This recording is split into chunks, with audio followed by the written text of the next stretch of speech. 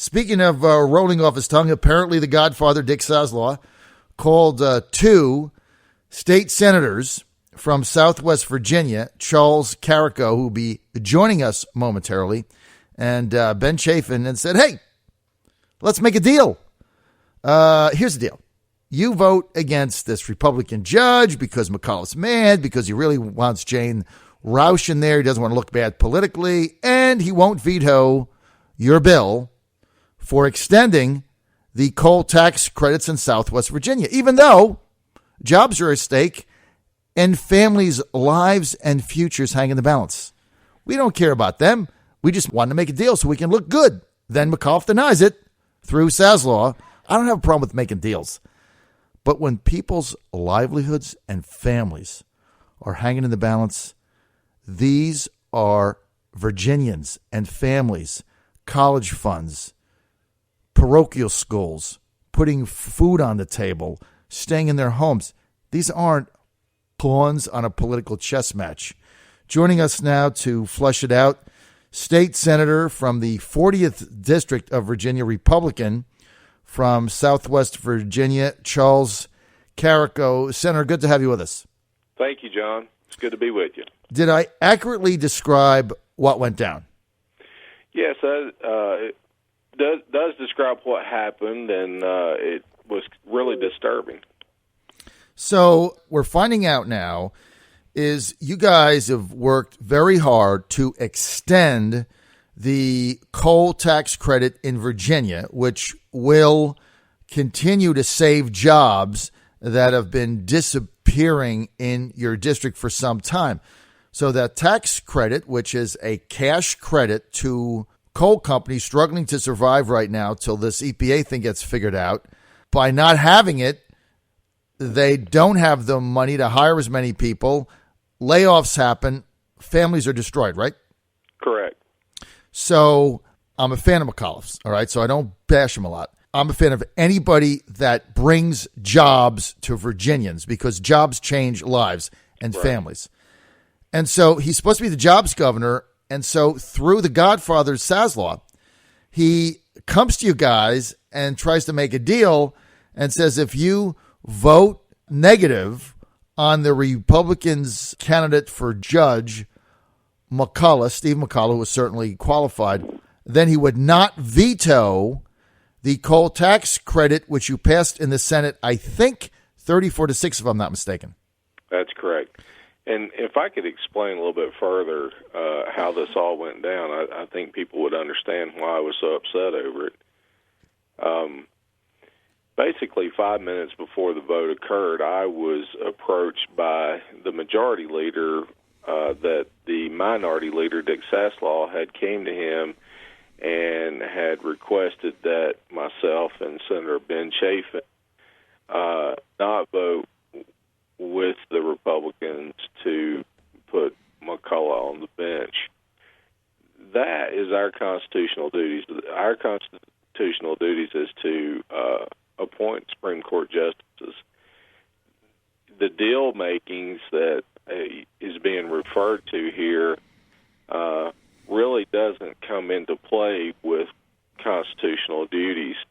If you were going to be talking about judges, one of the conversations that should have been taking place long before now is who is qualified, who needs to be on that bench, and who's going to replace the Court of Appeals, and what areas are they going to be representing. Those are the things that you talk about as far as your constitutional duties are concerned. Not using a tax credit that basically provides jobs for your region, and not only my region, the rail companies, the ports of Norfolk, where this coal is shipped out. There's going to be a lot of jobs affected by this coal tax credit going away because of this war on coal, the Obama administration, and now the McAuliffe administration.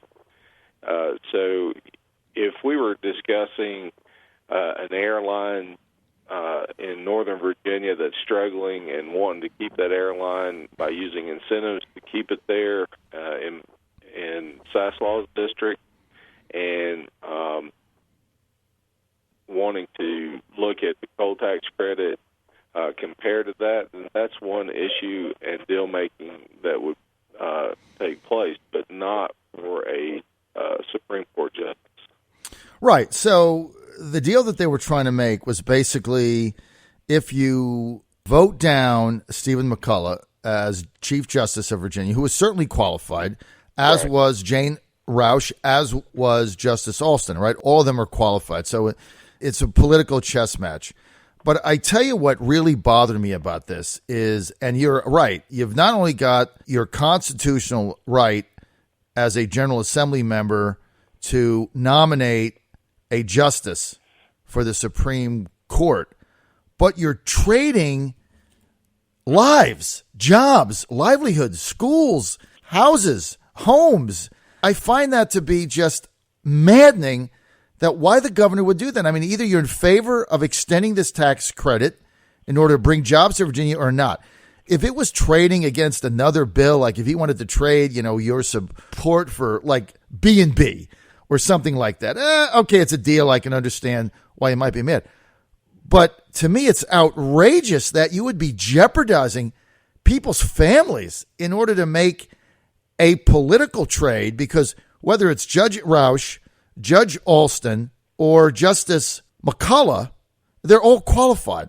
So it becomes a political game. Am I making sense at all, Senator? Yeah, that's the disheartening thing about this whole deal that was presented to me 5 minutes before the vote comes about, is you're wanting to deal with people's livelihoods.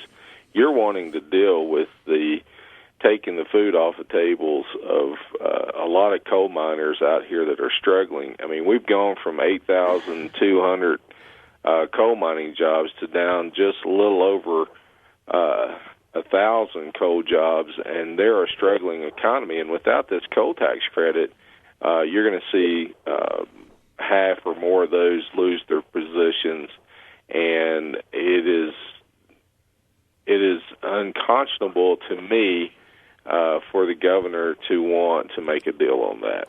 So, Senator Carrico, we're talking about 500 jobs for 500 families. And by the way, so our audience that is not involved in the coal industry knows these are not $20,000 jobs. These are $70,000, $80,000, $90,000 jobs, right, with one family member, in many cases, supporting the entire home. You take that income away, your unemployment is $300 a week. You basically become homeless. I mean, that's what happens. Right. And this idea that, these coal miners making $70,000, $80,000, this is all they've done, they're just going to get up one day and get retrained and have the same income, is just nonsense. It's poppycock. It doesn't happen. So We're talking about 500 or 600 families being destroyed. Children, it's unconscionable to me that they would offer this. Now, he vetoed it. Can you override the veto?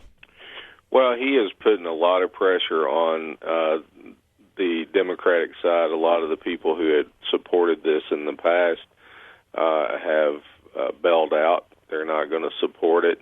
We're just hoping that we hold strong with at least six of those that voted with us, and that we can override this veto, because it doesn't, and as I said earlier, it doesn't only affect Southwest Virginia. This affects the Norfolk Southern, who transports the coal, and a lot of jobs that you saw lost in Roanoke with Norfolk Southern. Right. It affects the ports of Virginia that ship the coal out to other places. So there's other jobs that are associated, not just the 500 or 600 families back in Southwest Virginia. If you take a wide swath of how many families that's going to affect across Virginia as a whole, is probably 1,000 or more. So I'm hoping that we see a trend of legislators willing to step up and to support overriding the governor's veto on this. And as I told him on the floor that day, is a lot of you supported this measure, and nothing has changed. I'm just hoping that this process of offering this coal tax credit for a judgeship doesn't taint your thoughts about supporting to override the veto. All right, so do the math here. You need 2/3 in the Senate to override his veto. So you're going to need what, 26 or 27? 27. You need 27. So you need 6 Democrats to vote in favor of it. Do you have 6 solid? Well, we feel like we've got 6. We just don't know how much pressure the governor will put on those 6 before we come back, and that's what we're trying to be able to assure them that this vote is for the future of the Commonwealth. We'll be here 2 years after the governor is gone, and we're hoping that the fallout isn't so bad that we're dealing with that after he's gone. So we hope that you'll stick with us. So you've got Senator Edwards in Roanoke. Obviously, jobs there, Norfolk Southern, they'll be affected, right? Right. You've got Senator Kenny Alexander in Norfolk running for mayor. This doesn't go down. His constituents lose jobs in the city that he's trying to be the mayor of. Right. That's 2 I can think of off the top of my head. Who else? Senator Miller. John Miller. And Senator Barker, who has already said that he's with us because he understands the dynamics of losing those jobs. I'm trying to think of who the others would be. Of course, Saslaw was with us, but I guess he's going to be against us now. So we've got to pick up another, hopefully Louise Lucas or someone down in that area. How about Rosalind Dance? Rosalind didn't vote on the Kilgore bill, but she did vote with us on mine, so I'm hoping that she'll stick with us. Dave Marsden, of course, spoke for the bill early on the bill that I had, and we're hoping that he'll move to better judgment and support it again to override the veto. How about Deeds, Senator Deeds? Deeds was with us and then said he was not going to support us, but I don't know where he'll be in the end. We're just having people talk with each and every one that supported before and see if they can stay with us to override the veto. How about Linwood Lewis?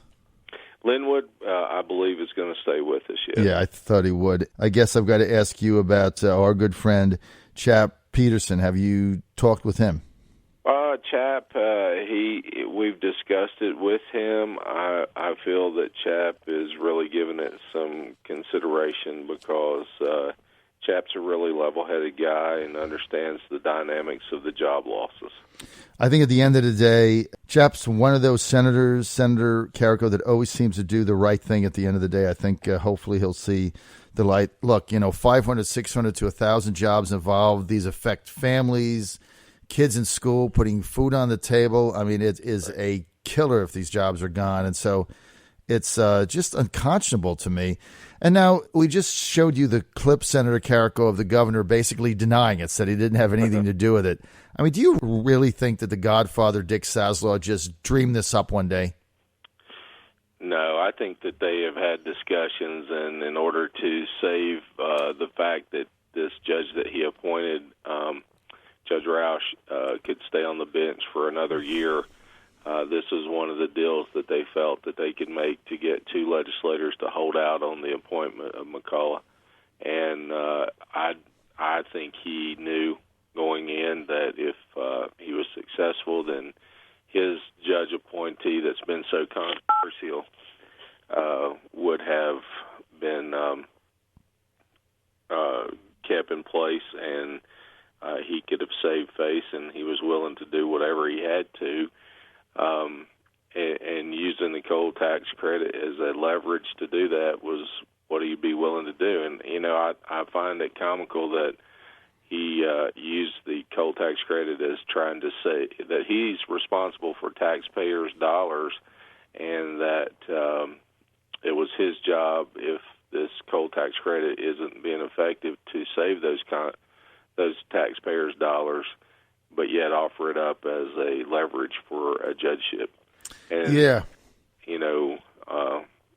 people talk about the harshness of my comments on the floor about a quid pro quo, and I explained to them that in my mind, when you're offering some type of monetary value for a vote, then that qualifies as a quid pro quo. It may not be illegal in the political sense of these are just deals that you politically try to make, but it is a monetary value to try to sway a vote.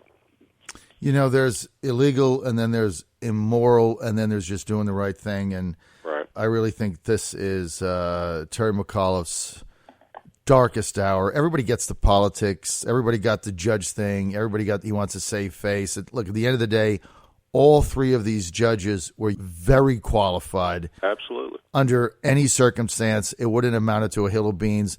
Their voting would probably mirror each other, so it was all political, and to put people's livelihoods and families at risk, in jeopardy, in order to trade something to save political value, I just think it's McAuliffe's darkest hour.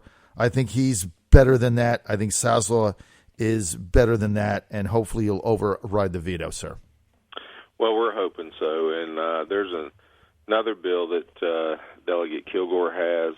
If it's a personal vendetta that the governor has against a state senator, then don't take it out on the other bill that's waiting for his approval. All right. I want to thank Senator Charles Carrico for being with us, Republican in District 40 in Virginia. That's the Southwest Virginia area. Thank you, Senator, for coming on, and thank you for your forthrightness and candor, sir. Thank you so much. Thank you. Yeah. All right. This is the John Fredericks Radio Network. Just heard from Senator Charles Carrico on this trade that McAuliffe tried to make. You know what? I like the governor. This particular action was really squirrely, just a bad idea.